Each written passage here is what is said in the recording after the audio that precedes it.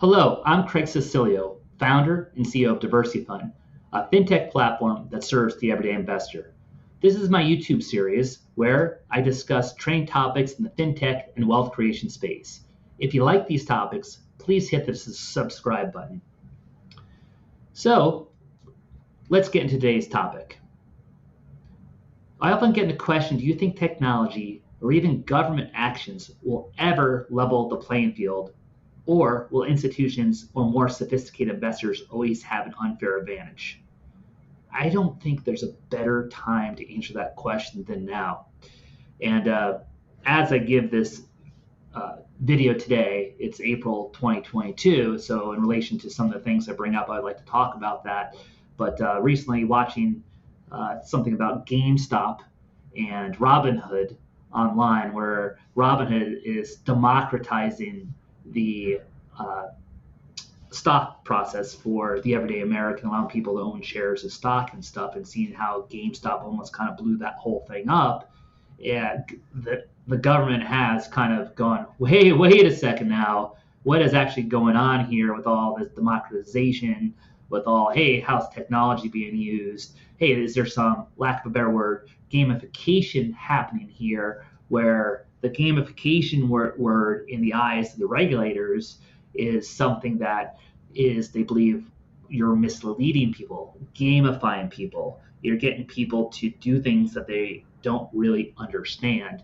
And I think that is something that we have to look at very closely, because they passed these laws and technology is increasing such a rapidly rate where all these platforms are popping up and all these opportunities are popping up. And even the government passed the regulations to that. Now they're kind of like coming out and saying, hold on a second. They want to create more oversight, where things are starting to change a little bit with that. And I think we have to get back to the why here, the why the regulations changed, the why we're doing things here. We're trying to get consumers involved in things that otherwise they might not have the ability to do. That's where I go back to, hey, these things haven't existed before. They're very opaque, and now we're trying to make them transparent. And then all of a sudden, regulators are coming in and saying, hey, we don't kind of like that. I think we kind of have to change that around a little bit and create the narrative. Is like, how do we educate people more? How do we use the technology? How do we use, instead of oversight, how do we create more educational components to this? And as long as we kind of do that and we work with the government agencies as more partners to offer better products to people, this should be around for, it's not going to stop. It will be here in some form or manner, but this is kind of where we have to kind of figure out how to navigate those waters. And this will allow the everyday person to have the same opportunities as these institutional investors. And whenever I hear increased regulation, whether it's from a political reason or from some of it, I think could be coming from lobbyists, and maybe it is. Maybe at the end of the day, it comes from a big lobby group, which you'd figure institutions, and then you kind of drill that down the next level. You think of like, okay, banks and bankers and all these legacy businesses out there saying, hey, I don't like this. It's going to affect my bottom line here if you kind of open this up to everybody else. So there's some kind of narrative here that kind of you got to look at. You got to take a step back and look at a little bit here. I'm not a conspiracy type person, but you kind of have to look at this in its totality. We put these things in place to give people opportunities. We put these things in place to take traditional legacy businesses, make them better.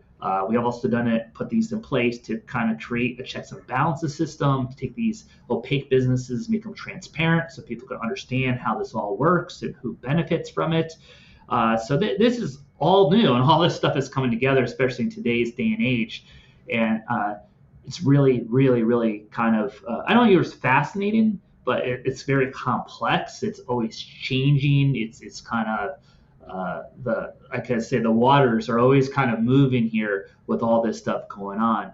And so we go in with the intent to level the playing field, and hold on a second, we got some stuff going on here from the oversight. Hey, we want to put the brakes on this, and then all of a sudden something else changes and something else changes. But at the end of the day here, fintech is here to stay. All these companies are kind of popping up to give everyone an opportunity. And with these opportunities, that the wealth gap shrinks. You're going to see more and more opportunities come down the pipeline here, where just not these institutions are going to benefit from these how do I say, these events that have happened over the last 2 or 3 years in the world, because this is when the greatest transference of wealth happens, when things are very uncertain, or there's depression in the market, or there's some external event that we just kind of went through. Those things happen, and you look back 2 or 3 years later, you look at like, wow, look at this person, or this hedge fund, or what this institution made a killing, but what happened to me? I just kind of get by, and I didn't.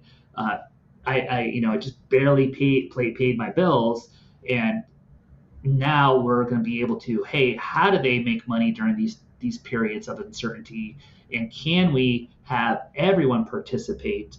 And that's where kind of the wealth really kind of does happen, and that will kind of hopefully, I'm being very maybe overly optimistic here, but that's kind of where the wealth gap should kind of shrink. But here we are again, where I believe it didn't shrink. I kind of grew out. And so our whole kind of point here in discussing this is, hey, how do we create these